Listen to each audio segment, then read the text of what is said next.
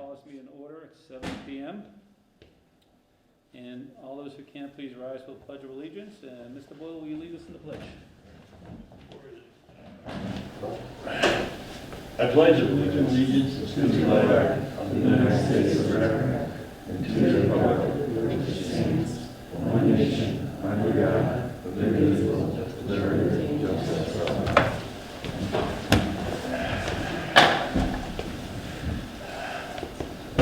And just for the record, Mr. Bishop may or may not join us tonight via Zoom, and we have Selectman Esco on Zoom. And so we can move with a roll call vote. A roll call, sorry. Here. Mark Stroud. Here. John Boyle. Here. Dan Esco.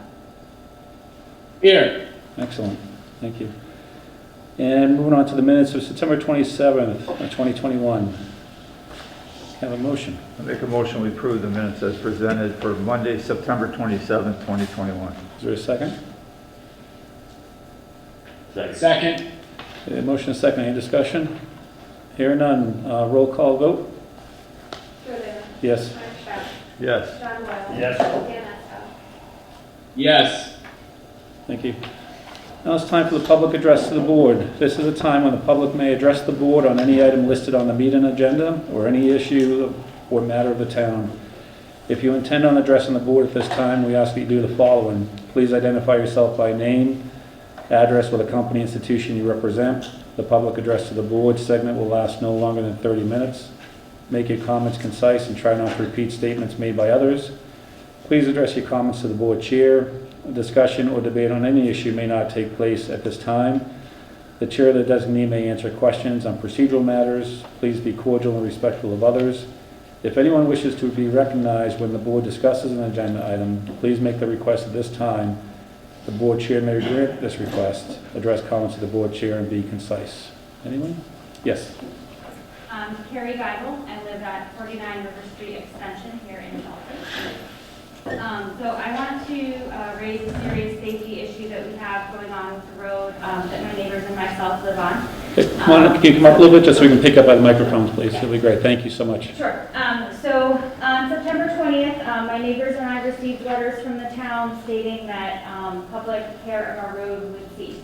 The road has always been plowed and maintained by the road or by the town. As far as we all knew, it was a town road. So that was the first any of us had heard of it. I asked for the public records. It turns out the town has been discussing this since May, but again, we didn't hear until September, which honestly is too short a notice for 3 individual, normal people in the public to put together private plowing for an entire road. So we are facing a winter of really being in danger. We're worried that emergency services can't get to our road, that we aren't going to be able to get in and out safely. We were offered 2 options for what to do about it, but neither are realistic. One would require 49 feet of road width and sidewalks. It's an old 1850s neighborhood. There simply isn't space for that, even if we had the money to put it in. And the other option is to put it to a public vote, which doesn't happen until June. So we are now left looking at this winter with 3 individual homes that will be inaccessible. And again, it's a safety issue as well. If one of us needs a fire truck, needs an ambulance, needs a police officer, we may or may not be able to get those services. I myself work at the hospital. Can I get to my patients? I hope so. And how much danger will we be in trying to go in and out? So, we're not asking for special treatment and anything new being given to us. We're just asking for time so that we can at least take this petition to the public vote in June, asking the town to continue plowing the road at least for this coming winter to keep us safe so we have a fair shot to either, ask the public to help us out and maintain the road with taxpayer dollars, which we're putting into, or to at least have that year to plan and budget and have a way to keep ourselves safe in winters going forward. Okay. Great, thank you for bringing the concern. Any suggestions on that topic from the pleasure of the board, put on the future agenda, or? I would like it for a future agenda, but Mr. Hutchison, what was the most recent update you gave us in regards to that, the road. Quite some time ago, I think it was about the time the letter went out, a couple of months ago. I think part of the bigger discussion should also, this definitely should, how long has the town been taking care of that road? As far as anyone can remember, I believe since the houses were put up there, which was 1850, is when the first homes were built. Yeah. I'd like it on for the next agenda, if we could do that. Okay. Agree, Mr. Wall? Fine with me? Okay. Mr. Esco? Yeah, I think it's a reasonable request. Is it something that we could make a decision on now, or is it something that we would put on the agenda for the next meeting and vote on then? Yeah, we officially can't make a vote because we don't have it on the agenda as an open item, but we can put it on our next agenda for, I think it's November 22nd is our next meeting. And then, I would like to also just consider a contingency plan if we do have a snowstorm between now and the 22nd, how to resolve that. So maybe Mr. Hutchinson and I can take that offline and have a conversation with the highway department. Thank Sure. you. That sounds reasonable. Okay. Go ahead. I would like to just add to that. And your name, sir, for the record? Chaz Castle, 35 River Street. There's also multiple children on the street that walk to the bus stop, where they very pleasantly put in some street lights because somebody got hit. But also trash removal. I mean, there's a lot of things that would come into consideration with it becoming a private road. Okay.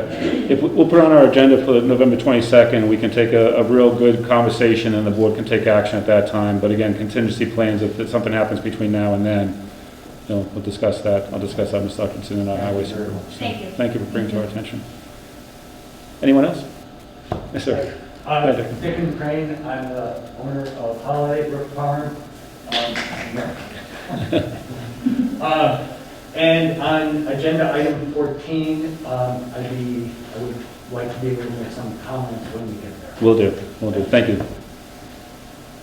Anyone else? Okay, thank you. Moving on to committee appointments. I'm sorry, let me just check the Zoom channel first. Anyone on Zoom? No? Okay. All right. Committee appointment ratifications. Ed Hall to the Stormwater Management Commission, ex officio, effective November 15th, 2021. Mr. Hutchinson.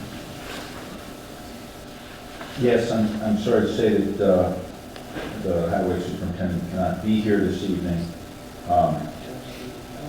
but he was appointed to a number of committees and boards a while back. We missed the Stormwater Management Commission, so we would at this point like to appoint him to that position. Okay. Have a motion? Make a motion, we appoint Edward Bud Hall to the Stormwater Management Commission ex officio effective November 15, 2021. And is there a second? Second. Motion is second. Any discussion? Hearing none. All in favor, say aye. Aye. I'm sorry, roll call vote. Aye. Sorry. Joe Diffie. Yes. Mark Stroud. Yes. John Roll call. Boyle. John. Yes. And Dan Echo. Yes. Yeah, I think we do as soon as there's a board member on the, on Zoom. Oh. Staff appointment ratifications. Mr. Hutchinson. Yes, as you heard earlier, the town clerk is resigning, and I'm putting forth as an appointment for the select board of this elected position, because it's in the middle of the term. I'm putting forth the name of Heather Hunt. I think you all know her, currently working with the highway department. And we did receive confirmation from town council that this can be to the next election. I'm sorry, to the end of the term. One reason to do that is to give the town a little more time to discuss it and think about it. And also then if it fails and the select board wants to try again, we'd have another year to do that. I would rather take more time than less doing this and appointing her to the position, to the town election of May 13th, 2024, would allow the town maximum time to consider its options under this. It's a very important decision, and I just want to make sure everyone is ready to do it when it happens. Sure. And that would be the transition from an elected position to an appointed position. That would be something that the select board could put on a town warrant on a subsequent ballot. Right now, the request is simply an interim appointment. Okay, great. Is there a motion? I'll make a motion, we ratify the staff appointment of Heather Hunt as town clerk effective January 1st, 2022 to the town election of May 13th, 2024. Is there a second? Second. Motion is second. Any discussion? Hearing none, all in favor? Roll call vote. Sorry, Joe Brittany. Rivera, Yes. Mike Shaw, Yes. John Boyle. Yes. Dan Esco. Yes. Great. Thank you. And thank you, Heather, and also Thank you. thank you, Deb, for all your years of service. And we got some big party along the way here. So, but thank you for your dedication to the town and years of service. And we'll miss you, but we're looking forward to working with you until we get through to the end there. But thank you. So, and Heather, thank you for the interest, and we're here to support you as well in your success. Wonderful. So, Thank you yeah, all thank as well. I very much appreciate it. Awesome. Next. I would also like to submit for your ratification the appointment of Jean Gingras as a part-time temporary administrative assistant for the town clerk's office, effective November 15th, 2021 through December 30th, 2021. This would fill a gap because the current town clerk will be taking a leave of absence, and the assistant town clerk would especially like the possibility of requesting assistance when necessary during that period of time. Great. Is there a motion? I make a motion, we ratify the staff appointment of Jean Gingras as part-time temporary administrative assistant for the town clerk's office effective November 15th, 2021 through December 30th, 2021. Is there a second? Second. Motion is second. Any discussion? Hearing and seeing none, roll call vote. Joe Rivera, Yes. Mike Shaw, Yes. John Boyle. Yes. Dan Esco. Yes. Excellent. Thank you, Jean. Awesome. And moving on to number 8, I'd like to recognize our CBRSD School District Superintendent Leslie Blake Davis and Director of Finance and Operations Greg Bueno, and also like to recognize School Committee member for Dalton, Mr. Dick Lacatell. So thank you to the superintendent for reaching out to the select board and asking for time to provide CBRSD updates. And thank, on behalf of the board and the town, thank you for all your leadership, especially during these crazy COVID crises. I'm very engaged with the school committee, but the leadership across the board has been phenomenal. So thank you for all that great work. So over to you, Leslie. So good evening, everyone, and really thank you for agreeing to have us this evening and to put us on your agenda. We do like to reach out and just give you updates on what's going on within the school system, and just sort of give you a sort of a little picture profile of some of the things that are happening. As most of you know, we did open the new high school to our students on October 12th, I believe, and I think did I say that right, Greg? And it's almost been surreal. Like, the school is absolutely beautiful. I will tell you that as we've welcomed other sports teams into the building, their jaws just drop. I mean, it's a beautiful school. I think that the technology in that building is state of the art. I think we're all everyone's kind of getting used to it, but so appreciative of the actual setting. And I have to say, really appreciative of the community support, because had we not had the community support, we wouldn't be where we are. And I think hopefully I've said that in my communication to the families and also to the select board, but I do want you to hear it from me that there's just so much appreciation that we have this setting for our students and for our staff. It makes a huge difference. So we do still have a little bit of a punch list. It was a COVID year. We were constructing under a COVID year. There are a few things like in the auditorium and the stage. It's usable, but there's just a few little things that we're problem solving here and there. So that's something to know. I'm trying to think what else I could tell you about the high school other than it's inspiring, and the students are settling in. We are going to have an open house, Mr. Rob and I, an open house for the whole community that is sort of separate from any sporting events. So that's upcoming. I'm in the process of trying to come up and solidify a date with Mr. Rob. We're going to talk more about it tomorrow. And I will send that date out in my family communication. I think that my administrative assistant, Michelle White, does send that to the select board, but I can make sure you get that because we want to make sure that all community members who have an opportunity or who are interested that have can come inside and see the school and take a tour. So that is upcoming. My guess is we'll probably have that more than once because, again, like I said, we want all community members to have this opportunity. I'd like to say, it's been great to have our students back in person. It's just, it makes a world of difference for us to be there, to be able to support them with their teaching and learning, to be able to support them with social and emotional learning. We do have, obviously, there are some challenges. There's, I think, probably what we would call maybe some unfinished learning from last year and the different models that we had. But everybody's working super hard to really make sure that all students are getting what they need and they're being exposed to the standards and the frameworks, but at the same time, we're sort of filling in where need be if there are any gaps for our students.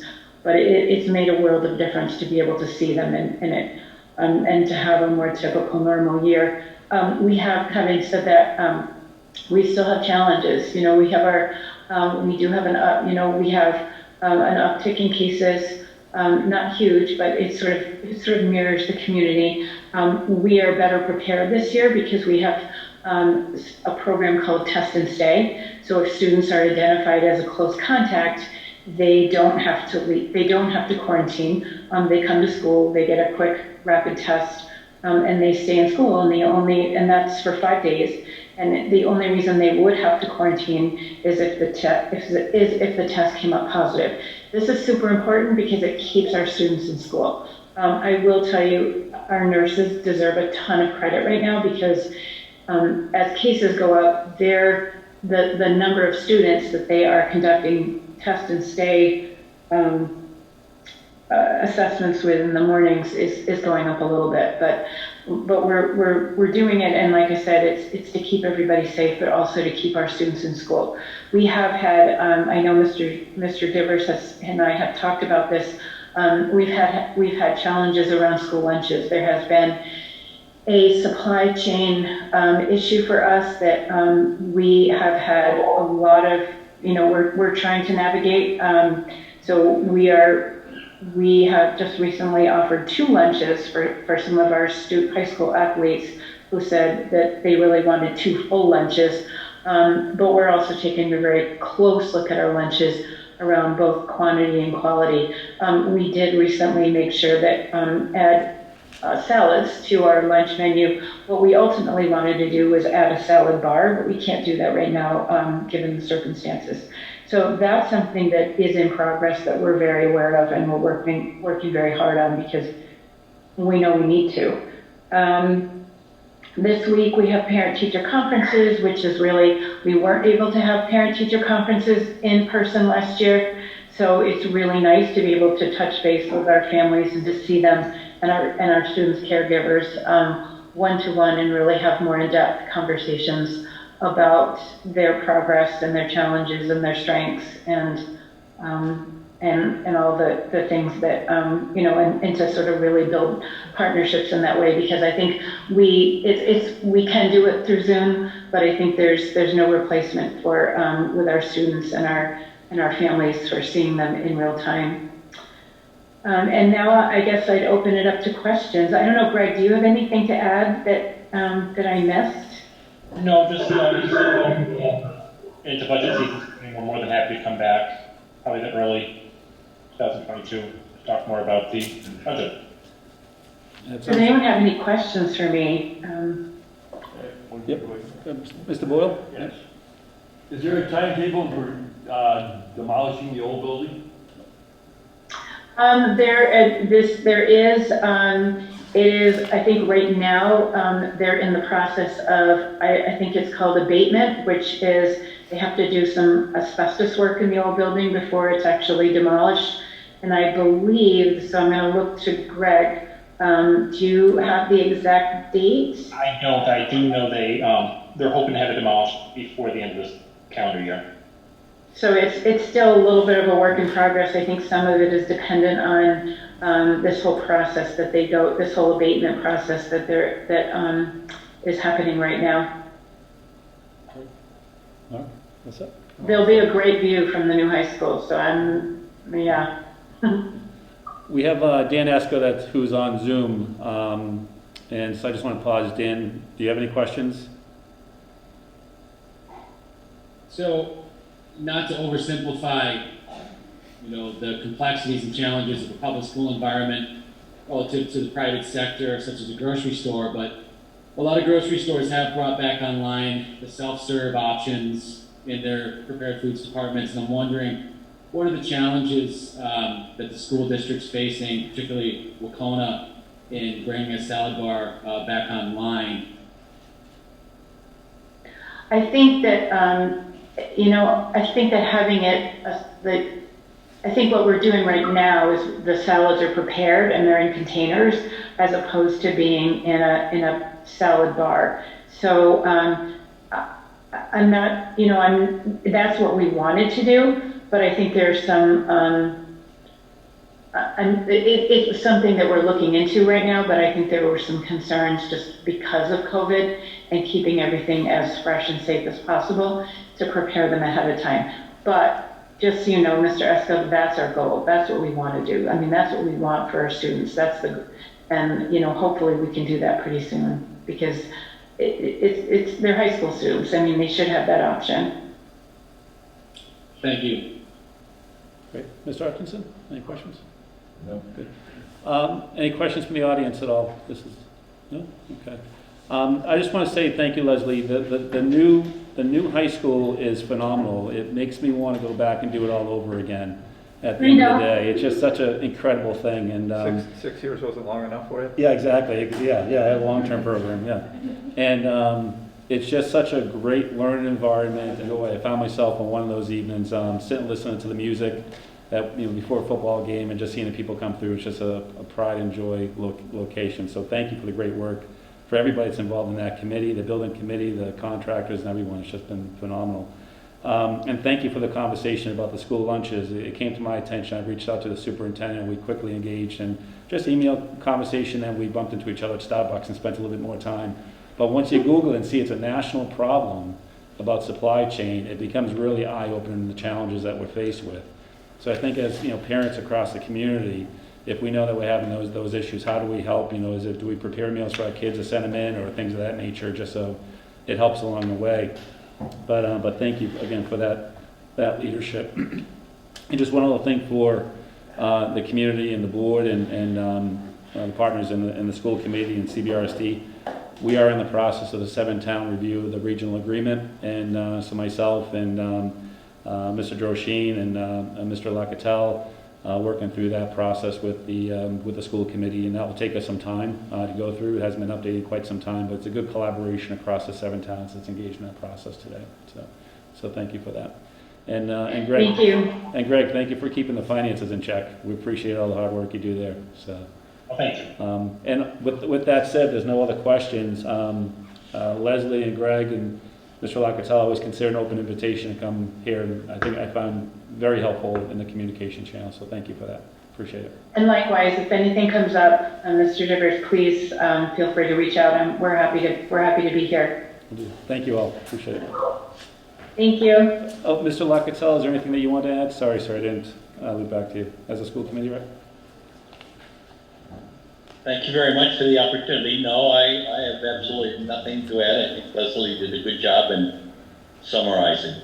Great, thank you.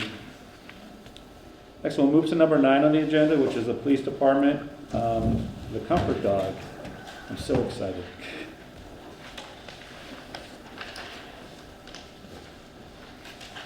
Thank you. We'll see you on the 22nd. Yeah. Chief. Is this spot? Okay. So first of all, thank you for having this on the agenda tonight. It's something that I didn't realize the benefits of until I went to a community event at the Hinsdale Police Department and Great Barrington Police Department had their comfort dog there, and everyone was petting the dog and everyone was involved, and I asked that handler a lot of questions. And I said, man, I really want to do this. This is so important for engagement and the benefits. So Officer Derby from the Pittsfield Police Department is the current handler of Officer Winston, who's the Pittsfield Police Department's comfort dog. And he was kind enough to bring Winston to the police department in the town hall. Are you in front of me? You are. Mr. Hutchinson was. And he met all the town hall employees. He interacted with the police department, our staff, and then he went to some DARE classes. And we really enjoyed his presence, and the kids really enjoyed his presence. And I took some photos and I put it on our department Facebook page. And the next day, the very next day, right? Next day, I was contacted by Lee Kohlenberger and his wife Caitlin, and they are the breeders and handlers and trainers of Berkshire Poodles and Berkshire Dogs Unleashed. And they made us an offer that I hope that you guys can refuse. And I'll tell you about the offer, which we submitted in writing to you a couple weeks ago. And I will bring Lee and Caitlin up as well, because they can answer a lot of questions that you may have. Some of the uses and benefits for a comfort dog. Critical incidents, I can tell you 20 plus years ago, Chief Wynn from the Pittsfield Police Department and I did our thesis in our master's degree for the benefits of, or the impacts of critical incident stress on first responders. And we were a little bit ahead of our time at that point, and it's been a thing for my career, something I talked about in the interview process for this job. The impacts of critical incident stress on first responders is real, and we need to really keep ourselves in check mentally as well as physically. And if we can have a comfort dog that helps with those critical incidents, helps our officers, and we can use that in an engagement for the community tool, it is an absolute win-win. So we can use a comfort dog with critical incidents. If we have a child, and I can tell you we go on calls all the time for children that are just really having a bad day and they just don't want to go to school and they're struggling, and parents are sometimes lost and they don't really know what to do, and the police department has become a catch-all, and we become that call that when you just don't know what to do, you call the police. So we go and we sit with kids, and if we had a comfort dog to take with us, it would be pretty beneficial. So we could take the dog to DARE classes, any calls that we deemed appropriate. He would ride in a cruiser and go on calls that we deemed would be safe and inappropriate that would have a good benefit and impact to. Nursing homes, staff, senior center, community events. These are just some of the things we would do with a comfort dog. And Lee and Caitlin have offered to donate the dog, donate the grooming, any boarding that we need, and all of the necessary training.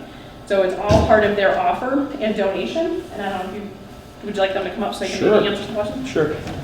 And I can tell you that I'm extremely appreciative and grateful for this opportunity from them. And I will present to you Lee and Caitlin. Hi, Lee. Hi, Caitlin. Thank you for having us. Yeah. What got you interested in, you have Winston and now this opportunity with Dalton? What kind of drives that passion to do that outreach and make such a tremendous and beautiful offer? Before we opened Berkshire Dogs Unleashed, I was a Pittsfield firefighter for 10 years.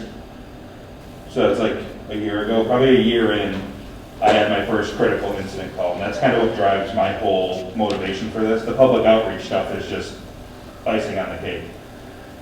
But at the time, we didn't even have a critical incident debriefing program. There wasn't even an SOG for it. It was just kind of, toughen up type things. A couple years went by, a couple more incidents, and having more of a voice in the department, I started to push for there to be these protocols and there to be answers and places for people to go. And it wasn't until we gained a new chief that had the same view, Chief Salmons, that we started to make these changes, but I just felt that it was too late for me. So I retired, I took my pension, opened Berkshire Dogs Unleashed, and I've I wanted to push it right away, but with opening Berkshire Dogs Unleashed, it was just a lot at once. I started meeting with Officer Derby. He's a great PR police officer and really helped push it through with Pittsfield. And with Chiefs Win support, we had our first one there. And then I had, literally that morning, I'd reach out to Chief Win if he would help me connect with the other police chiefs in the county. And here I am. That's a great story. Thank you for sharing that. Yeah. Okay, Kayla, what do you think? What's kind of drives you out? We also have a connection. We've been breeding poodles for how many years now? 10 years. And we've done a lot of service work as well.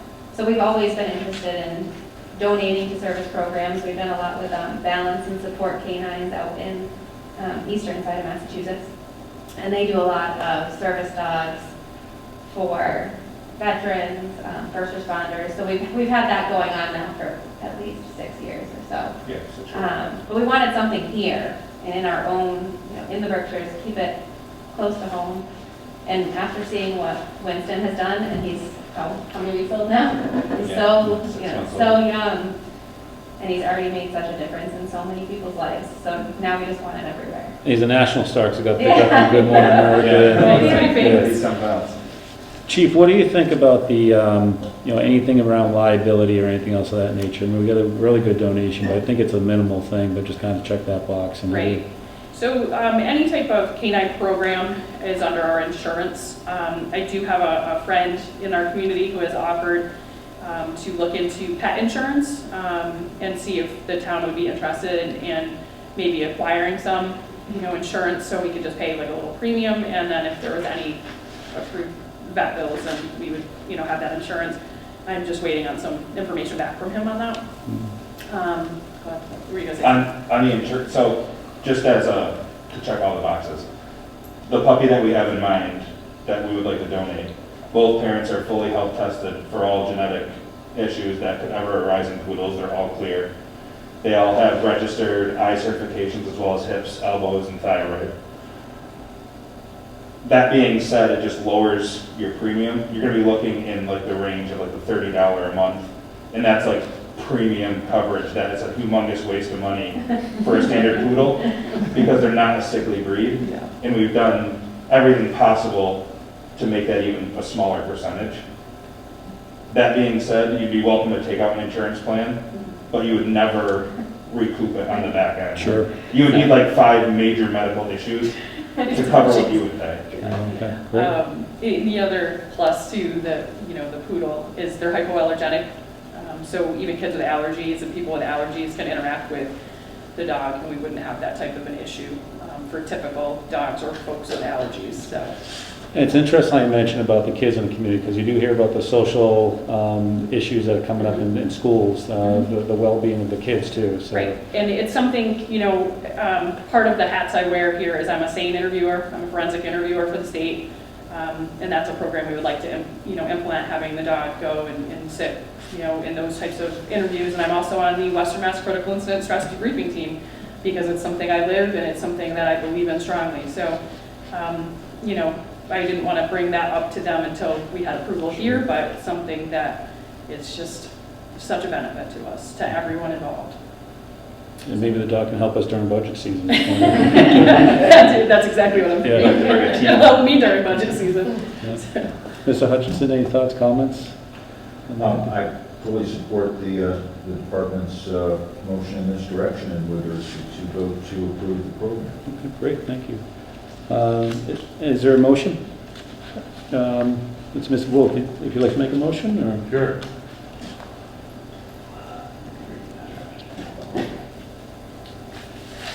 Mr. Chairman, I move that we accept those donations of a comfort dog to the Dalton Police Department. Is there a second? Mr. Esco? Yeah. Second. Okay, motion is second. Any discussion? Yeah, I got a couple of things. I gotta be honest with you, as an old canine handler for years, I'm used to shepherds and Malinois, so it was hard for me to get over the thought of a police officer walking around with a poodle. It was tough. I will tell you that there may or may not have been a threat that he'd be living in the garage. I heard that Chief Wynn's giving you a special assignment. But I went to training like 2 weeks ago, and Winston was walking around, and he is the chillest dog. And the amount of people that were holding him and just patting him, and he was great. And he just hung out with the officers while we were doing the training. It was great. So I totally support it. It's just such a great program, and I know we live in an amazing community, but we go on some pretty bad calls. And if you can take that away or minimize or make something better. Just a little bit, and it's just, like I said, watching my officers pick Winston up and hold him and just like, it was like magic actually. And it's, we've had a lot of feisty conversations in our house about this, and it's amazing. It's a fantastic opportunity, and we're really, really excited to move our department in such a great direction. So. It's just another tool in the tool belt. It is. Yeah. And it's just something to, like, when you're on a call with someone in crisis, that if you can bring your dog out, you can really minimize ever having a possibility of force, because immediately their attention is to this adorable dog that's here and like, and they just want to pet the dog, and it just completely takes that away. And it's just, like I said, it's a great, great tool for us in a different direction that we're all looking to go in. So. Can I say something? Absolutely. I know on Facebook. And your name just for the record, sorry. Angela Earl. Okay. I know on Facebook, Officer Darby is always on Facebook posting videos of Winston with disability children, and it makes them like very happy, very, very emotional, happy to be seeing Winston right there in Copper. Yep. Thank you for sharing, absolutely. And Lee, I have to say thank you for sharing your story. I mean, there's always some passion behind it, and Caitlin as well. There's always some passion behind these causes, so thank you for that, and thank you for your service as a firefighter. Thank you. Very much appreciate it. And any other discussion, Mr. Boyle? Yeah, it's a quick question. Chief, how is this going to work operationally? Is the dog going to ride with the officers that are on duty? So, Mr. Boyle, that's actually a great question. So what I did is I put out, before we even came here tonight, I put out to the officers in the department, is anyone interested in this program? I had 4 immediately say, yes, I'm very interested in this program. So I have met with Chief Stority in Great Barrington, Chief Wynn, and several canine handlers just to get, and Lee and I have had multiple conversations.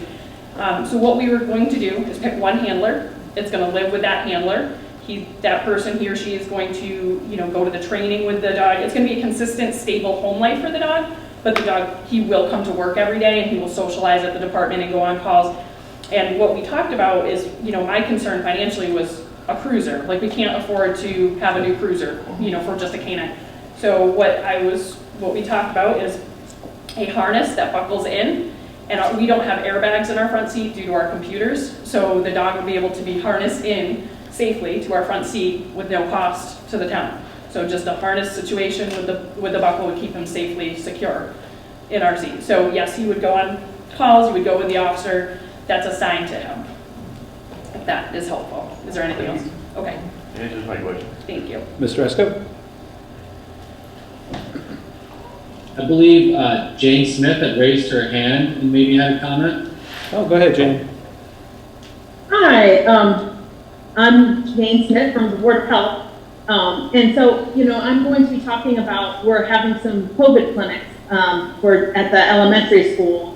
And, I would love to find out what contact information there is for existing service dogs and look to see if that would be a possibility for the kids while they're in their 15-minute observation period, just to, make that interesting for them. So I'd love some contact information. I think this is a great program, and I've been involved in a lot of just different trainings and also in South County, we've had some tragedies where dogs have come in, comfort dogs have come in to the elementary school during a particularly horrific time for that elementary school. And it was very helpful for kids just to be able to start to process what their community had been through. So I just thank you so much for all of your work, and this is very generous and really a great thing for the town of Dalton. Thank you. Thank you, Jane. And I also see Miss Lynn Clements out there that you joined, and You missed the part when I was asking for comments, but is there anything you want to comment on this topic or any other topics? She may know a thing or two. Yeah. No, I want to thank the breeders for this incredible offer. My husband has a balanced mobility service dog. We're pretty well known throughout the community because of Bumble. But a comfort dog is an incredible asset to the community. And I think that the town of Dalton would be remiss if they didn't take them up on this offer. Thank you. And Mr. Esco? Has my full support, absolutely. Great. So we have a motion, we have a second, we just had a discussion. So all in favor, roll call vote? Absolutely, yes. Yes. Yes. Yes. And thank you so much for the great donation, really appreciate it. So let's for future agenda, come back and have a celebration when, we kind of get the puppy and everything else and bring it Somewhere back. around And, Thanksgiving. yeah, but thank you. We Yeah, think-ish. this is great. Your 22nd meeting's really close. Oh, yeah. Well, we'll have a That's the day. We can always call a special meeting 48 hours in advance. Okay, Thank you for having us. Thank you, appreciate it. Thank you, Lee. Thank you, Lee. Thank you, boy. That was a great You conversation. didn't have to be the muscle tonight. Let's see, moving on to the Board of Health update.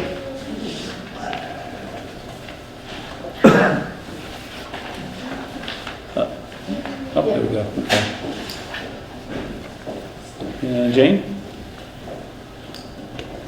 You're muted.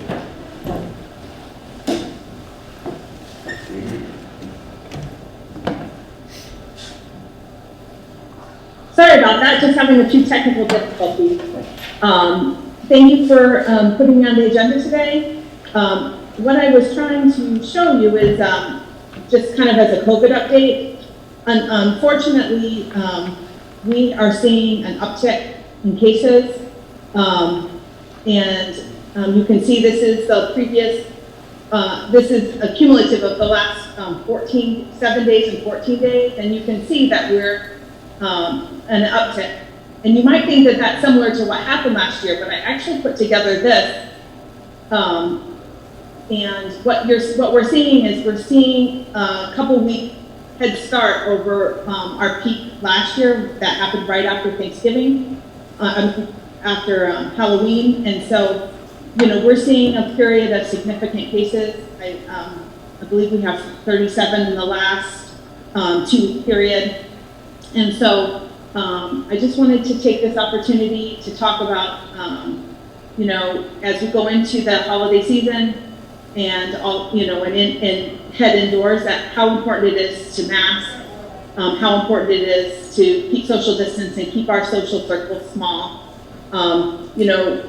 Some of the things that are common to all of the people that I talk to, and mostly it's the public health nurses, really are around that it was mild symptoms for them, and they didn't think about it in the moment, and luckily most of them are mild cases.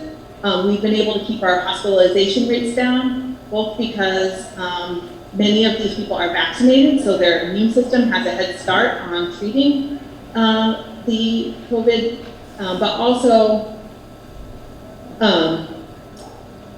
because, sorry, I kind of lost my train of thought, but we really just need to make sure we're thinking about the more vulnerable population, which should be getting boosters about now, because their immune systems did not have such a strong reaction to the vaccine and obviously are much more susceptible of a breakthrough infection. The Craneville COVID clinics have been announced for the school. November 18th is when it's going to be the first one, and then there'll be a follow-up one 3 weeks later on December 9th. And they have requested EMS support, so I'll be reaching out to see if there's any, maybe the fire department or if they have any staff available to provide that EMS support. Those COVID clinics were put together by Berkshire Regional Planning Commission, who have been a key player in the Berkshire Vaccine Collaborative. And so I know in South County there, on tomorrow night, there is a presentation by actual pediatricians that will talk about vaccines and for children, and then also, I believe, answer some questions. So I'll try to put that link out there, some different social media ways, so that we can have Dalton parents be able to engage if they have any questions about the vaccine for children ages 5 to 11. So are there any questions about COVID? Any questions? Okay. Just, I don't know, I don't know if you're gonna be here the next time, Jane, but can we get a graph on the hospitalization versus last year? I'd be interested in seeing that. I don't know if there was a graph on that, because that would, to me, that'd be interesting to see. Yeah. Yeah, I absolutely, those have actually been sent out weekly to boards of health, so I think that's something I can easily get to you. It might not be as in a colored graph necessarily, but I'll see what I can. Mr. Boyle, Mr. Esco? The other things that the Board of Health have been working on is just really trying to get through, getting through food inspections, and then also wrapping up some housing inspections. The Board of Health has been very active in several of our housing issues throughout Dalton, and obviously just providing regular support to the school district and also local businesses. So, thank you. Thank you, Jane. I see an unfortunate bullet point on our agenda this evening. Mr. Hutchinson?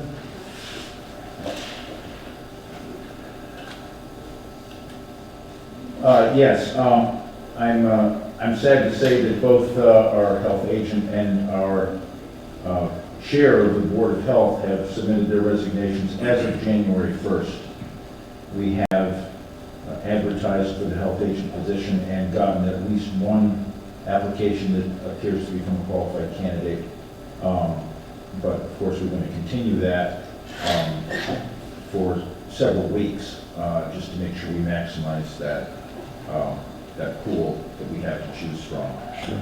And we have one person interested in the Board of Health seat. My message has so far been that we usually like to get recommendations from the chairs of whatever board or committee needs a member, and honor those recommendations as best we can. So I've asked the person interested in that seat to attend Board of Health meetings and get to know their agendas and seek a recommendation from the board. That's great, thank you. And Jane, we'll have a celebration here at some point of all the great work you and Dr. Doyle and the rest of the board have done, but I know that you travel a far distance to serve the town of Dalton, and really appreciate everything you've done for the town, not only just because of COVID, but everything else around it, the housing issues, the waste management, all the great work under your leadership for the time you've been serving Dalton. So thank you so much for that. Incredible work. Any other comments? Thank you so much. I will tell you, it has been a true pleasure to work with the town of Dalton. And if Dalton could be a little bit closer to my house, then that would be great. But the drive is really difficult for me. And I hope that I'm setting you up for success moving forward. And I'm happy to always be a resource for the town. Yeah. Mr. Boyle? Mr. Chairman, this is slightly off topic, but still regards the Board of Health. 2 or 3 weeks ago, someone on the board or someone in the audience asked if the Light Up the Holidays parade was on for this year. And it was suggested that we ask the health agent and the Board of Health. Well, I don't know what happened to that. It doesn't matter. But the parade is on. Yep. It's on this Saturday, December 11th, from 5 to 8. Yep. So those great signs out there on Main Street. Yeah. That's how it's on. Yep. Thank you, Mr. Boyle. Yep. Jane, anything else to add, or good to go? And I also forgot the big thank you for all the great work you're doing with the school district. I mean, they have just gone really, they're very, very appreciative and glad that both you and Dr. Doyle were here to serve them through that challenging time and continue to do so. So thank you for that. Awesome. If I can, anything else for the Board of Health? We're good to go, move on? If there's no objection, I'd like to move agenda item 14 up, which is the option for North Mountain parcels under the agricultural preservation restriction, because Mr. Dickon is here, who would like to make a few comments on that as well. Any objection if we move that? Can I have a motion to move 14 up? Do I need a motion? No. No. Okay. All right, so with that, let's see. Let's start with Dick, go right ahead with your comments. You want to? Okay. Yep. The motion, I believe, is a motion to rescind the vote from February of 2020 to sell the property. And so I am concerned because I think that the APR is designed for farmers to own APR land. And that once a farm has been put in the program, the development rights have been sold. And so there's sort of there's no way for the town or somebody else to get them back. Well, I shouldn't say there's no way, but there's no practical way. And the program was designed, based on the name, agricultural preservation restriction, is to preserve agricultural land. Part of the goal of the program was to prevent fragmentation. That's a big issue with farmland today because larger farms are being broken up into smaller parcels, which is more difficult to make sustainable. So that is why it has a do not subdivide is part of what, when you sell your development rights and go under an APR, one of the things you're giving up is the right to subdivide the property. And it's because the whole point of the program is to reduce fragmentation.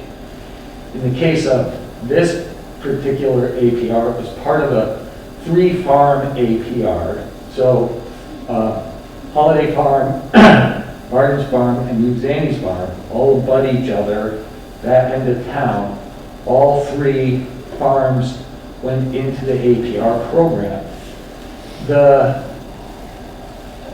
part of the goal is, one, to prevent fragmentation, but also to create an opportunity for aggregation, so that should one of the farms want to sell, because it already has an APR on it, it has to basically stay in agriculture.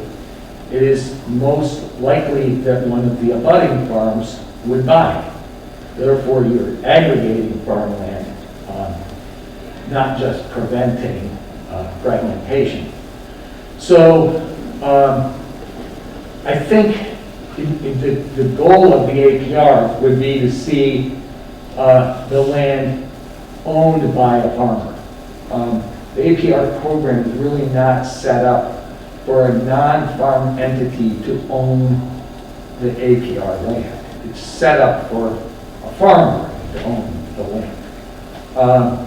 So a lot of things are awkward when a non-farm entity owns APR land that aren't awkward when a farmer does. So I think rescinding the vote that happened a year and a half ago to sell the land would be a mistake. It isn't to say sell the land, but to say don't sell the land is what I'm saying would be a mistake. And if you have any questions about it, and I know Mr. Divers had a conversation with Tim Smith from Mass Department of Ag Resources.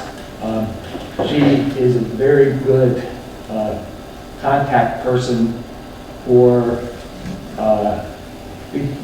MDR, because it's MDR has the right of first refusal on the property. That goes along with the, you can't subdivide it, and you can't develop it.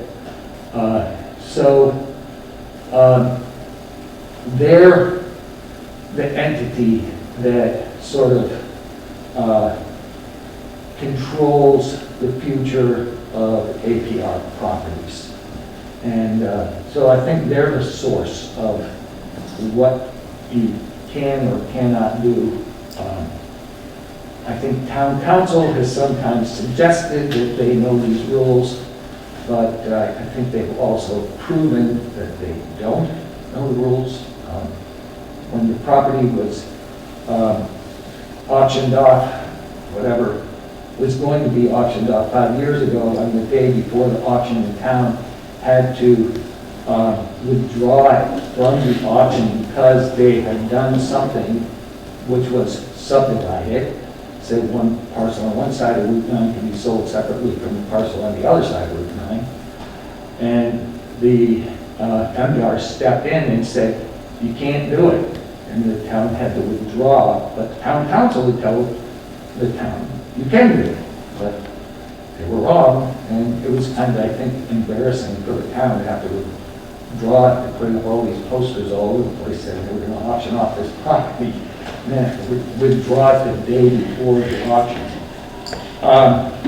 So I think the point I'm trying to make is that working through MDR is, I think, going to be a lot better than trying to go through town council to answer questions and come up with a good solution.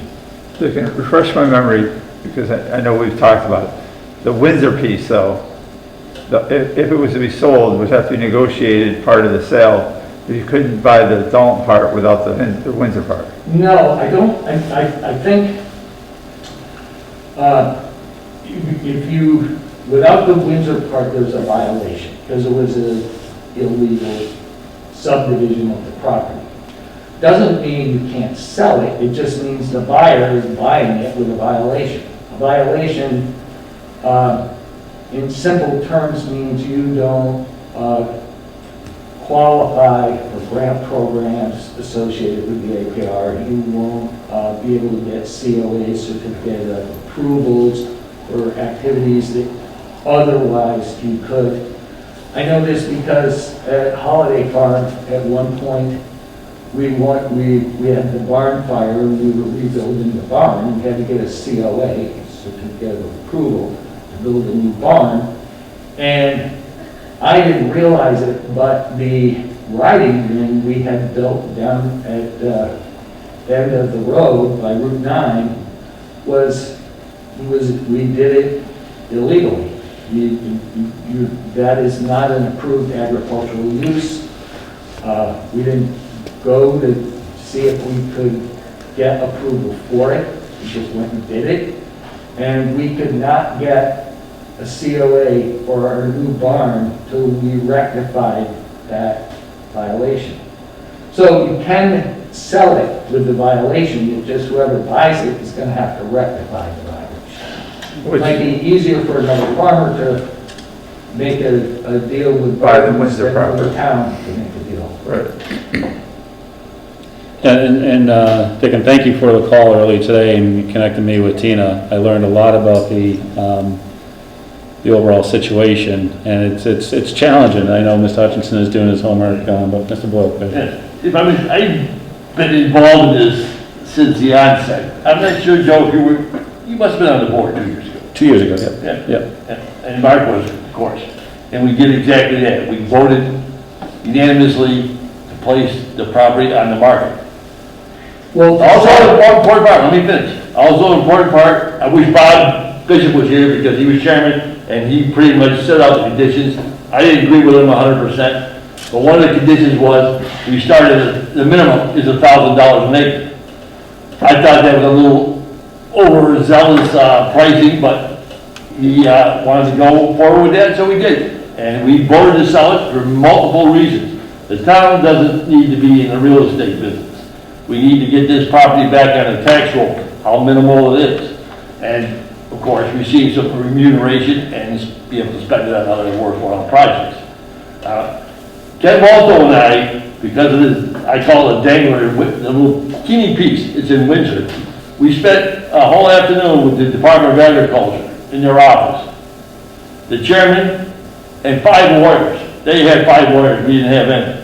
And, you know, they made it pretty clear, just like you said, there's no wiggle room here. You should just sell it. That was our only answer, because we were thinking of, one time of recreational use and other things, and we were gonna do this and do that. But no way. The law is the law. We paid good money for that property and the developmental rights, and that's the way it is. Now you got it because of tax foreclosure. You can either hang on to it, or you can sell it. That's pretty much the only options. And I don't know what happened when after we voted. You said it was a year and a half ago? They should have went right to the town treasurer and told them to be prepared for an auction. But it was busy times with the police things going on and the COVID things. Perhaps the town manager just didn't have the opportunity, because it's somewhat complex selling the town-owned property. So he didn't pursue it. And I was always disappointed over that. In fact, I asked Chairman Bob about that. He said, oh, John, it's in the works.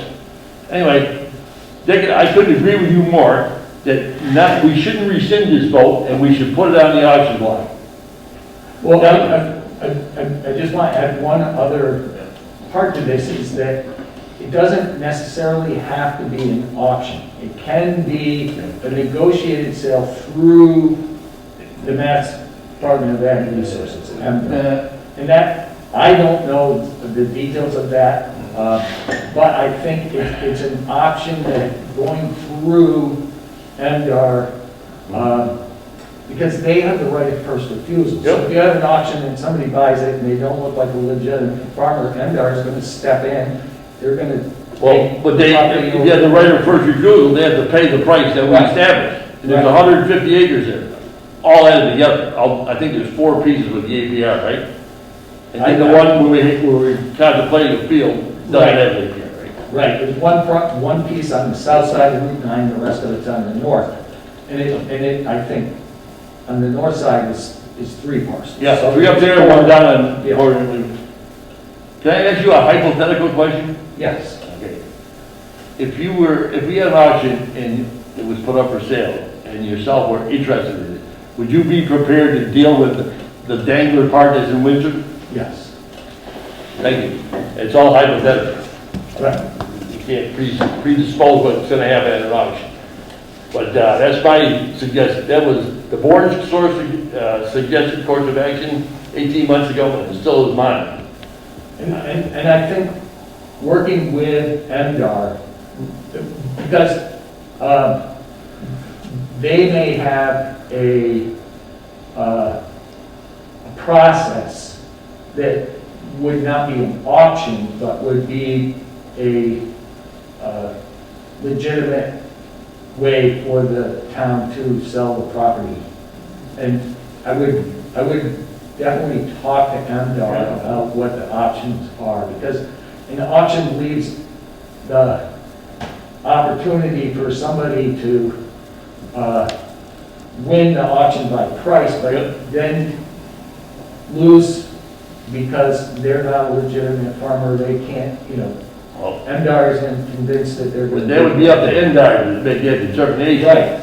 So I mean, it's not really us as the auctioneers, so to speak, to determine what people's motivations are when they cast a legitimate offer at an auction. That's why I believe that there is this process other than an auction. Because you want to make sure it stays within agriculture. Yeah. Talking to MDR about auction versus this other process, I mean. But auctions are fair though, it gives everyone an opportunity. The one thing I found interesting as the learnings I had today, which is just the conversations I had with Dick and then Tina, is that this APR agreement goes back to 1990, I believe it is, And within that, the owner of that parcel received funds from the APR grant program, and then it could never be separated. But then when we took it over because of lack of taxes, that's what created the division in that parcel. But yet we have no really right to do anything with it unless we, piece it back together. So Mr. Hutchinson, what have you kind of explored and learned? And thank you, Mr. Crane, for those comments. And we'll add more through the discussion. So please stay with us. Well, I certainly have come to appreciate the complexity of the situation, and I very much appreciate the goal of keeping as much of the land farmed, as possible. My task for the town is to try to act in the town's best interest, and my questions were,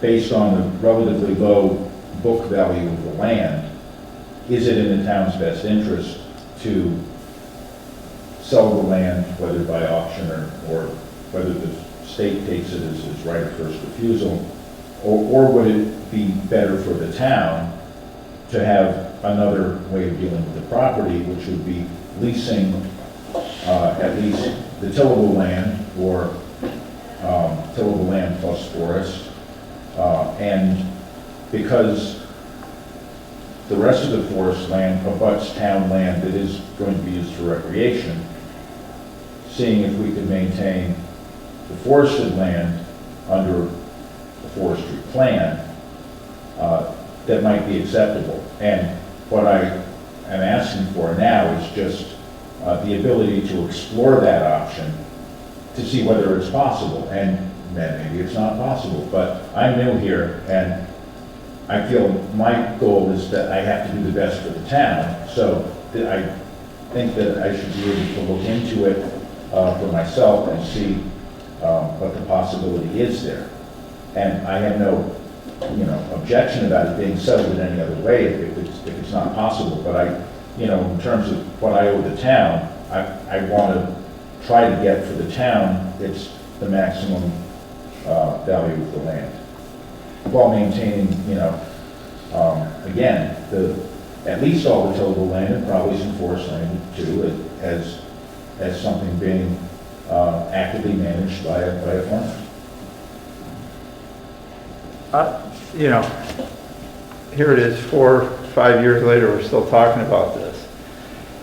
And I think we're missing one piece here, because Mr. Crane's got a dog in the fight.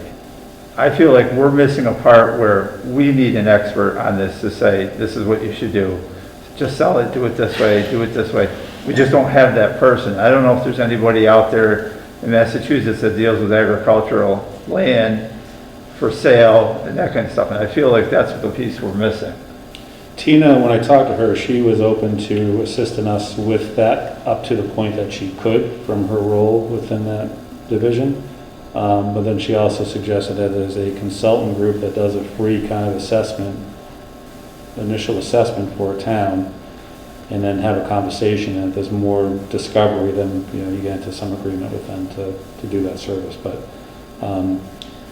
and the struggle I have is that when we had the vote earlier, leasing wasn't an option, or other options weren't presented, because we just want to kind of get rid of it and get rid of the thing, which made sense at that time.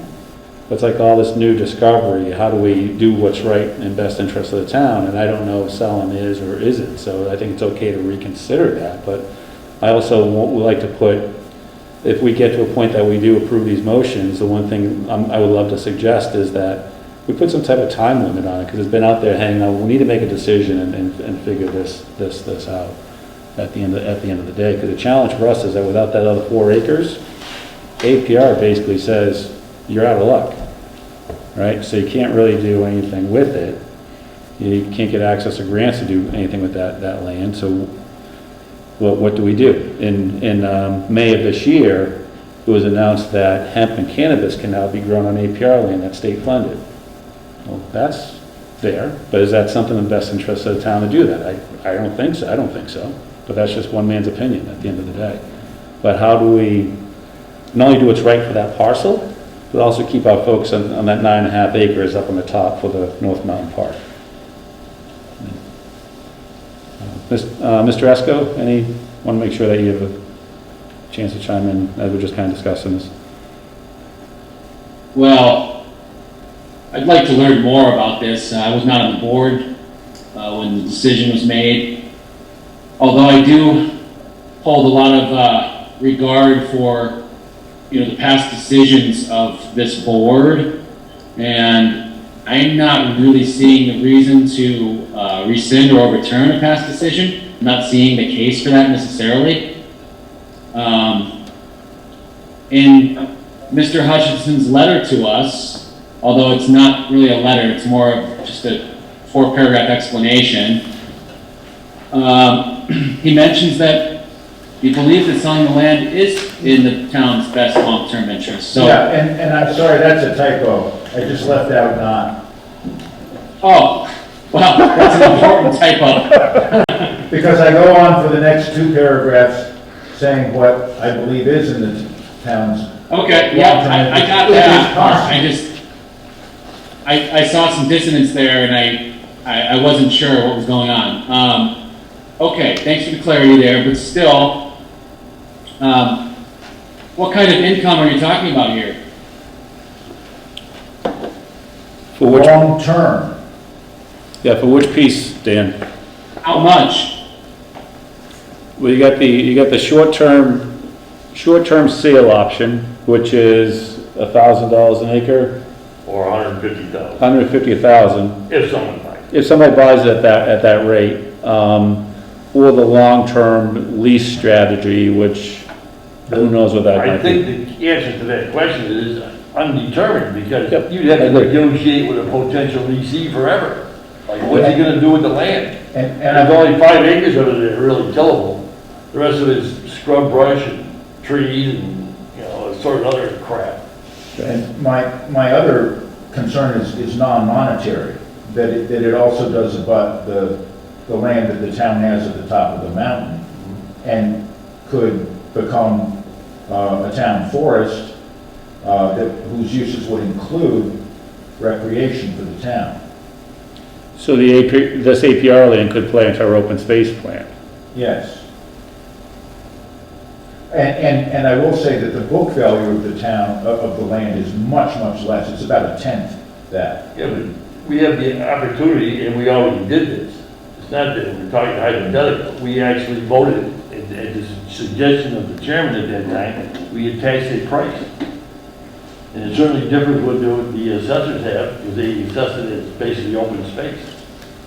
Okay, in the vote that I saw, I did not see a price on that. Well, it's definitely attached, because I didn't agree with it. I thought it was too much, but that's not the issue.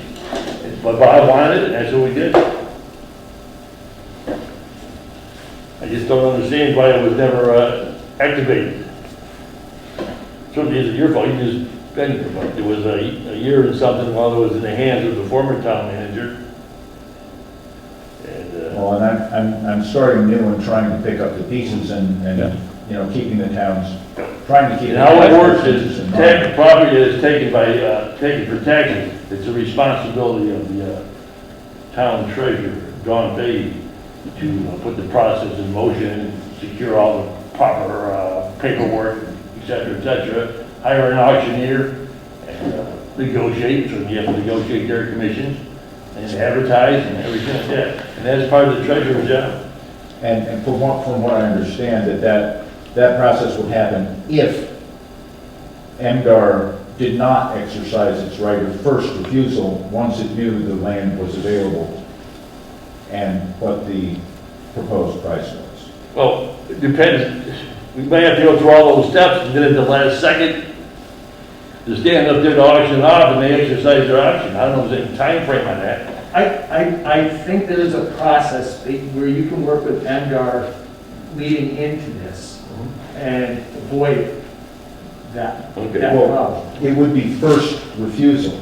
So when the land is first going, Advertised? advertised for sale, then MDR presumably has 60 days or 90 days or something like that to write a letter saying we're interested in procuring the land. And I know one of the processes that MDR uses is a RFR process.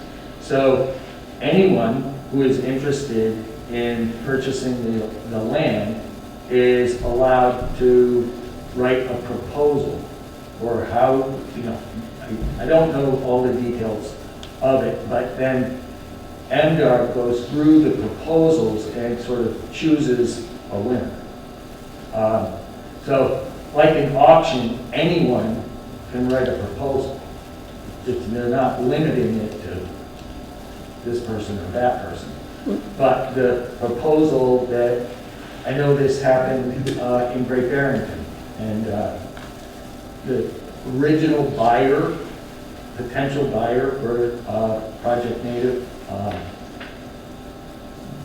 which was an APR farm, ended up being not chosen. MDR chose a different interested person's proposal over the one that had initially begun a sales process. Well, that's MDR's process after they have control of the land. That's separate from our process.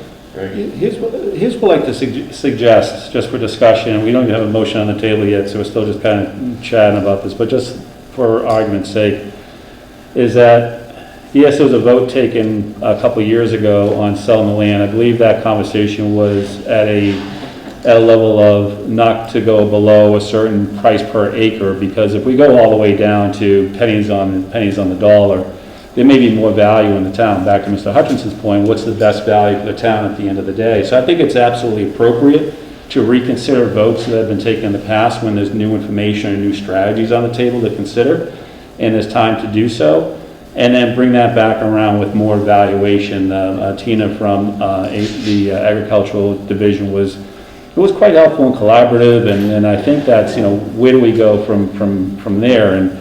And the other part is the open space and et cetera. I would absolutely love to put the land back in the agricultural working conditions, but I also want to make sure we're doing the right thing for the town. So I would be open to reconsidering or supporting what our town manager is asking us to do tonight. Just my 2 cents.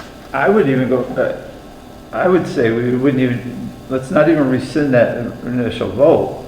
Let's just explore those other options for right now. There's no. Just pause it and. Just pause it. Yeah. It hasn't sold in a year and a half. We haven't done anything with it anyway.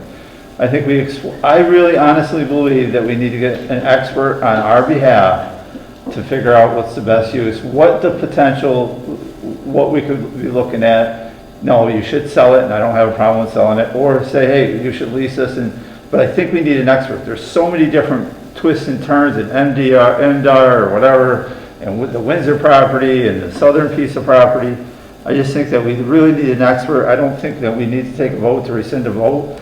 Just leave it out there, and let's try and find. Let's continue our conversations with them, and let's try and find go from there.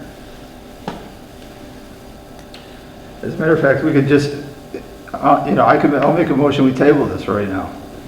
Is there a second on the table? Second. Motion is second. Discussion? No discussion on the table. No discussion. Yes. Does the table have a date? That's a good point. Don't have a date when you table something. Yeah, Sure. First meeting in December? I think you gotta give us some time. I'd say we gotta go to January. If I may? Sure.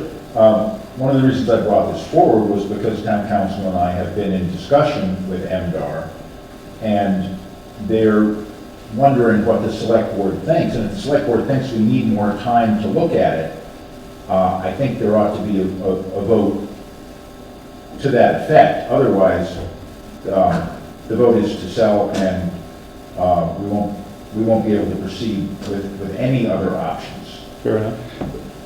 And I agree with that, but if our final option is to sell it, let's bring our expert and they say sell it. We already got the vote on the table. What's the point of rescinding it? We haven't done anything with it anyway. So if they come back, we bring our expert and they say, no, you should lease this land. You're going to make more money that way, which I would totally support, then we come back and rescind the vote. We will be able to have a more, I believe, a more fruitful discussion with MDR if they understand that the select board wants more information about this and is interested in exploring other options, if they're available. That's fine, but does that require a vote to rescind the previous decision to sell the land? Well, if the second part of this to, and it needn't be to approve a policy, it could be to explore the policy.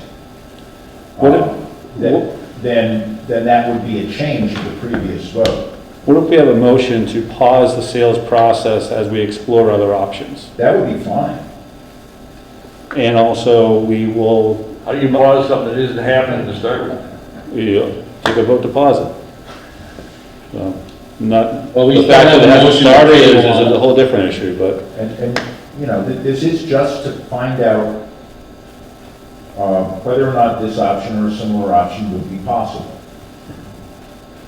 To Mark's question, though, about the external expert that could help guide us, I'm happy to look for people who might be able to do that. okay. I don't know what we're looking for at this point. So, Why don't we just, ask the town manager to solicit expert opinions and first say, this is the original, in not too distant past, the desire of the board. To simply get out of the real estate business, collect the remuneration that we might receive, and have a fall into the hands of a local farmer, if they're a successful bidder. Well, and I would say, to the point of the town being in the real estate business, the town does already own some forest land. Where? We have a town forest when we sold it. Oh. Yeah, there's 100 acres right up north of this property. And we sold to the F&D, what we sold to? Fish and Wildlife. Yeah. Fish and Wildlife, yeah. Oh, okay. Okay, yeah. Well, so towns do sometimes have town forests. Yep, but we did, we just sold it a couple of years ago. We do have the 40 acres over off of High Street, that's kind of forested. Yeah. but no, we also have an open space plan and an open space committee and some land available to do something, potentially to do something with, and that supports that strategy. Passive recreation is one of the goals of. Yes, that was, but recreation isn't necessarily one of the goals that are allowed on FDR, APR property. It's for farming. We wanted to put football playing fields down there on the 5 acres.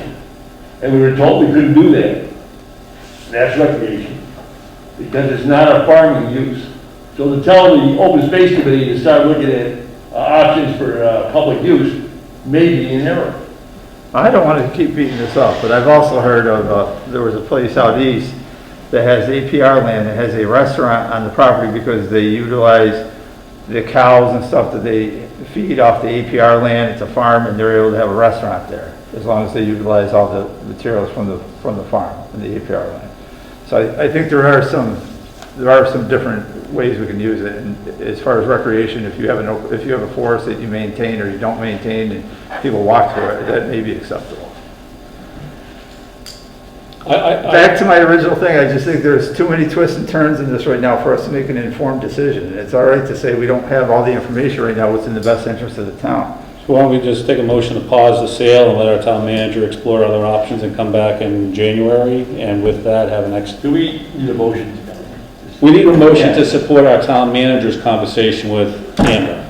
Yes. So what date, okay, then we'll get a good date and we can't sell it until that date? Well, we're saying, we're just suggesting early January for the update. We're not saying that... Pause the sale until early January. Pause until we have more information, and then we'll come back in January. And we authorize... I rescind my table motion. We authorize the town manager to engage an external expert based upon what he thinks from a procurement process is, blah, blah, blah. So moved. Is there a second on that? What happened to the motion to table? Did Mr. Strout I did, Dan, I rescinded that. withdraw that motion? But after it's been seconded, I believe we just need to shoot it down with a no vote, no? Okay. I think that's probably procedurally right. Sure, If okay. if the person who seconded also withdraws, it can be withdrawn without a vote, but you can always have a vote. I agree to withdraw the motion. Thanks, Dan. Okay, great. So moved on Joe's motion. Okay, so that motion is that we're going to pause the sale process.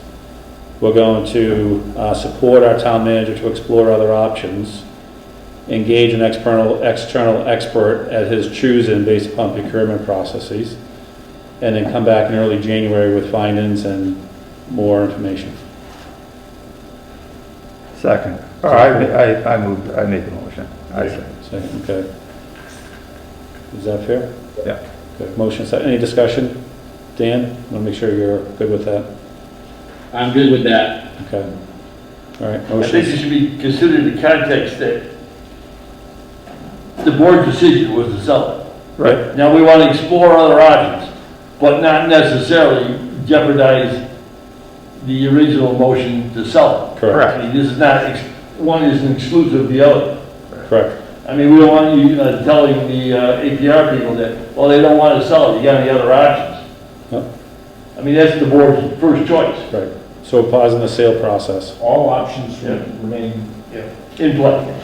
Yeah, we're interested and we're, and I think I think Mr. Hutchinson, you would do this anyways. I think the interest is keep it agricultural land and let's figure out how to get the, what's best for the town at the end of the day. You have no choice to keep it agricultural land. And I'll note that, of course, forestry is a recognized agriculture. And I think there's some negotiation, maybe, I'm not sure how long the room with the lawyers were, but I heard, and again, I don't want to quote Tina because we're just spitballing, but they're also changing the way that they do these parcels. They no longer do crosstown parcels on the APR land for these types of purposes. What does that mean, Joe? So you can't go from, if you own property in Dalton and Windsor, your Windsor and Dalton property can't be combined.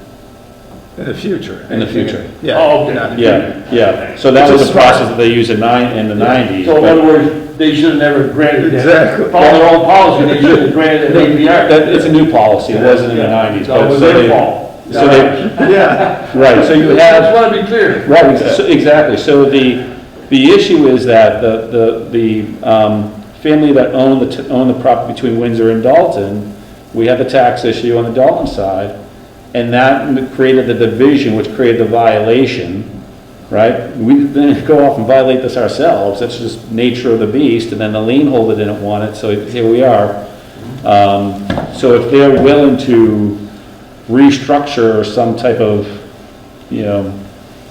agreement that cuts that out under their new policy structure, maybe, I don't know, that's all legal eagles, and let them do that. So, Motion's been made and seconded. motion, Can we take a vote? roll call vote, sorry. Yes. Yes. Yes. Yes. All right. Dick, and thank you so much, and again, thank you for your passion in Dalton and all the great farming and the great conversation. I learned so much from our conversation, saying thank you for that time, and I hope we, I don't hope, hope's not a strategy. I know we'll do the right thing at the end of the day for the overall town, so thank you for that. Appreciate it. What's next? Okay, so we moved 14 up, and now we're going back to Closing the Gulf Road. closing the Gulf Road for the winter. Yes, I got an update from our highway superintendent today. The beaver ponds are still there. Pittsfield has not taken any action. It's not passable now, and very soon it won't be passable because of winter weather. So our recommendation is to close the road officially now before the winter. Makes great sense. Is there a motion? I think that decision is always made by the highway superintendent anyway. Okay. Mr. Green? Having worked on Gulf Road, on training company's land, logging in the winter when the road was closed, a gate as opposed to a pile of concrete blocks. I mean, I know it would be an upfront expense. It might be one that there's some grant out there for, but having a gate there would be so much easier, because there are times when the road is closed, that for some reason, a snowmobile accident or something, you would want to get an emergency vehicle down there. And the That's a great road point, might be, passable to an emergency vehicle, but you first got to get a backhoe there to move the Jersey barriers. That's a great idea. That's a great point. Can we refer that idea to Bud? Yeah. That's great, thank you for that, yeah. You have the cooperation from the other end in Lanesboro. Yeah. But I think you could close the gate on the same protocol as Lanesboro is using. It's just that because it's a gate, if there was an emergency. I'm sure they would see the same logic, hopefully. Yep, makes sense. Right, but I mean, if Lanesboro says, hey, we're blocking off the road, we can go, all right, we'll close the gate. I don't think, so we don't need to take a vote on this. I think it's more informational for our community to know that we're closing Gulf Road for the winter earlier than expected because of the conditions of the road at that Pittsfield section. Is that fair? Yeah. Okay. Number 12, accept the $325 in donations made to the Dalton Free Public Library in memory of Gail Pina. I make a motion we accept $325 in donations made to the Dalton Free Public Library in memory of Gail Pina. Is there a second? Motion is second. Motion is second. Any discussion? Hearing none, roll call vote. Joe Dimmer. Yes. Mark Shaw. Yes. John Boyle. Yes. Dan Leistad. Yes. Number 13, consider a vote on community host agreement application policy. Yes, thank you.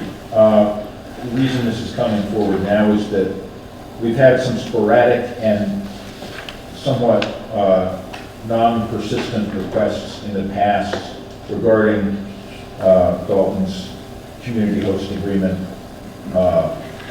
application and policy. The application is fairly straightforward.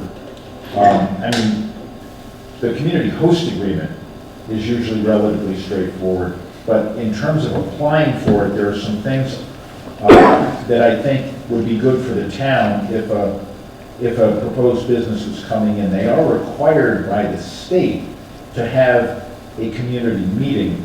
I've somewhat fleshed that out here to meet with town representatives, including the town manager and the representative of the select board, to discuss the submission.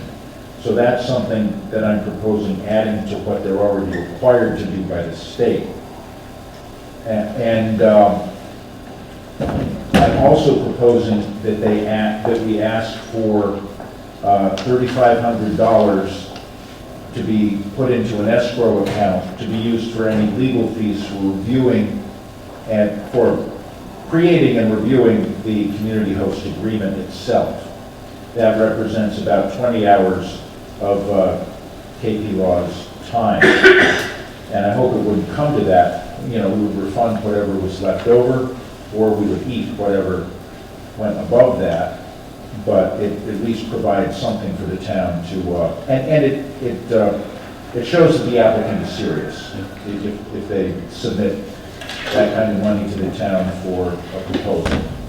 So the standard part of a host agreement?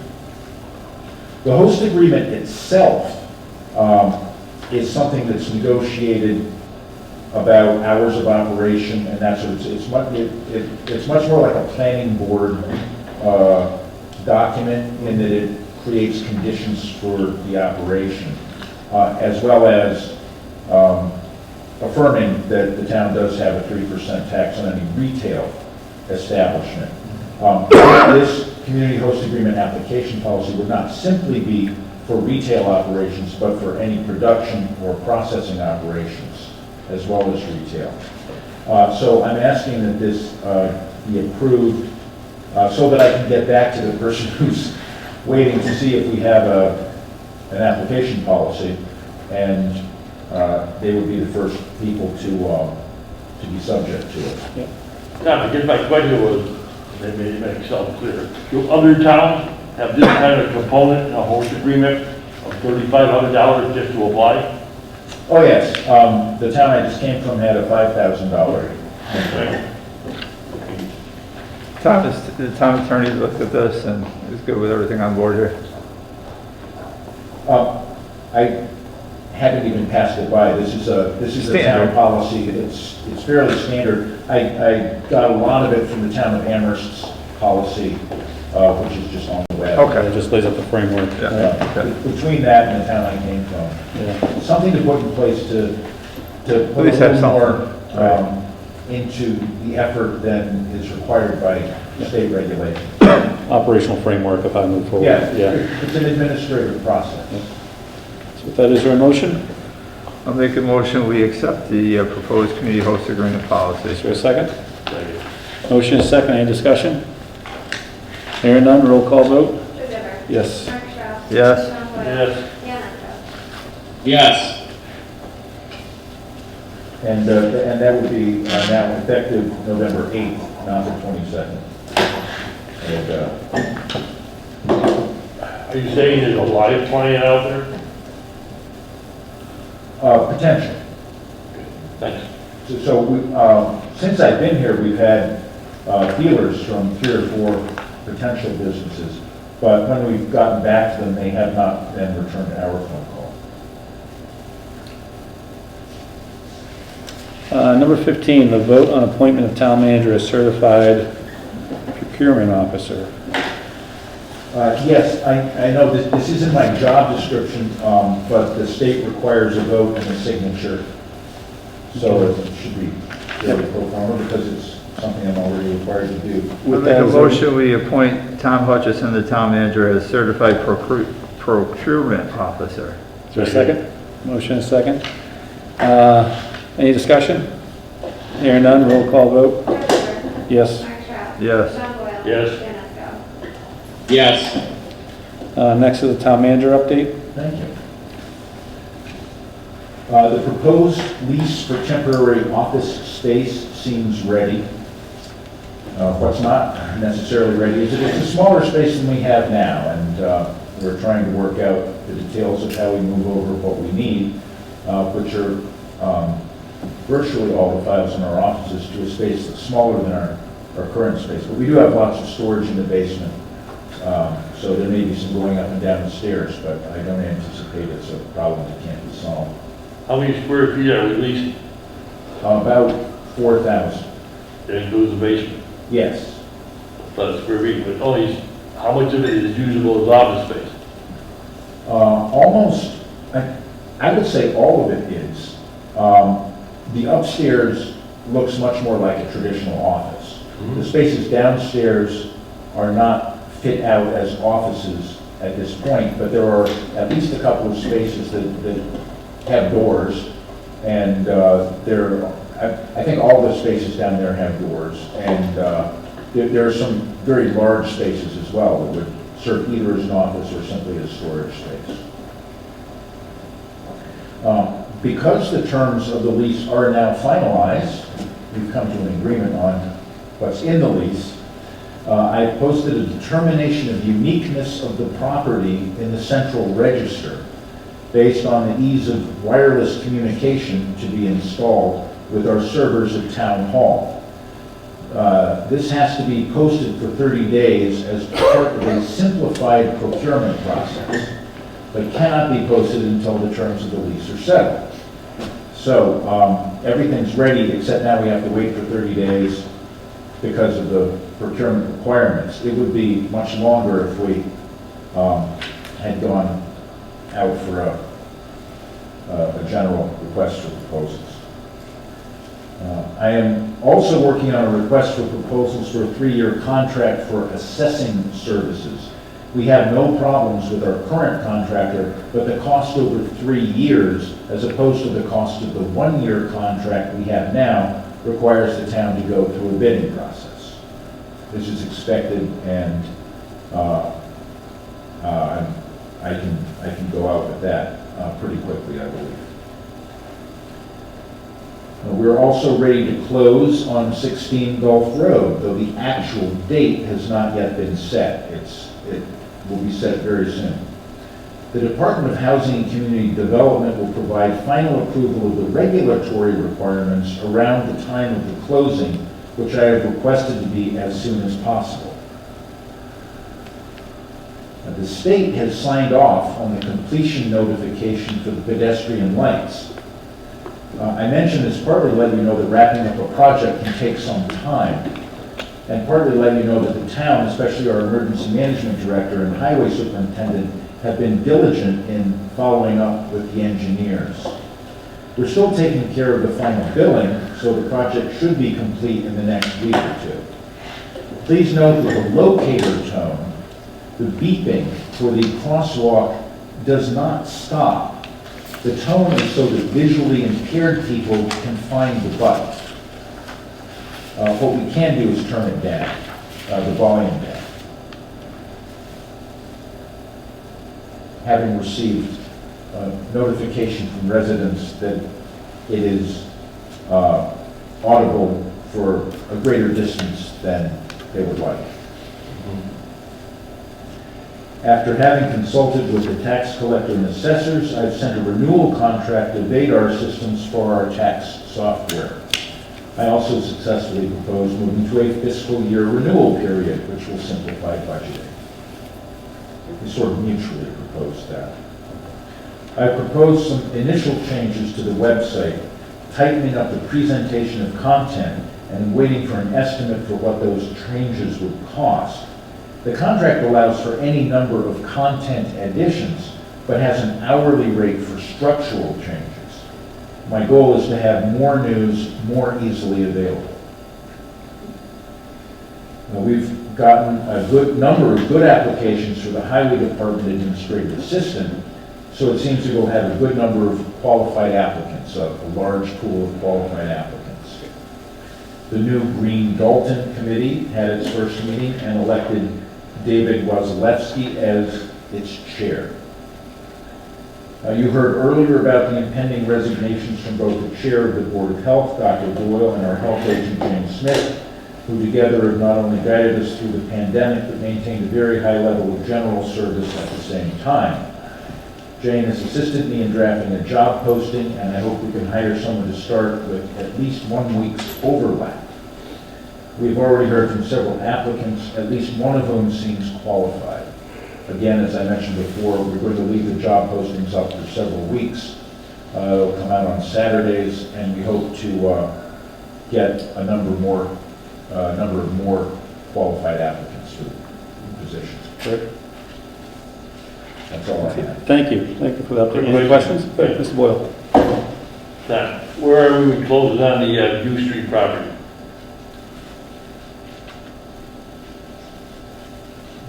The problem has been with the deed, and as I have expressed to the landowners, the solution seems to be in housing court, where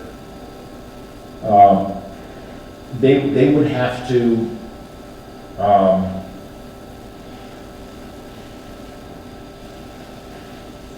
request that the court allow the transfer of the property without a proper deed. The town would be perfectly willing to join them in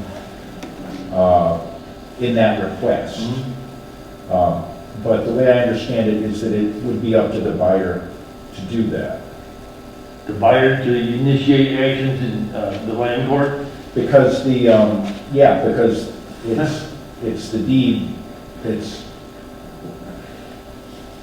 they want to buy the land, we want to sell the land, we don't have a deed to it. So they should say, we want to buy it even though there's no deed. The town would say, great, we fully support them buying it even though there's no deed. That's my understanding of the process going forward. Now it's in their hands, they have to get their own attorney and fight this out in land court, which probably will take years. There's no fight involved. Not fight, but and I can't see it taking years, I can see it maybe taking 15 minutes. But yes, as I understand it, it's up to the buyer to take those steps. And there's no way our attorneys can help them out. Well, they would represent the town.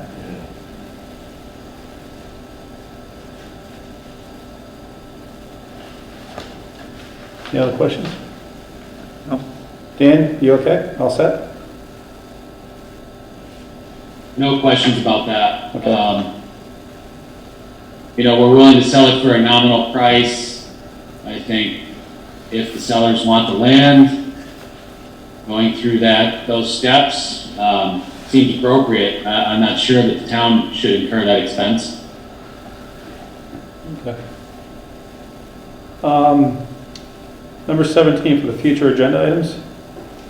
We're going to talk about the issue that came up this evening for the River Street location. Is that not River Street? Yeah, the River Street. River Street? Oh, yeah. Yeah. So that'll be on the 22nd. Any other future agenda items?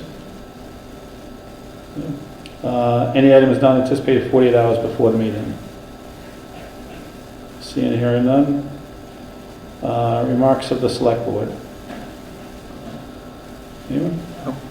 Nobody wants to talk about the 38-0 win with Kona over.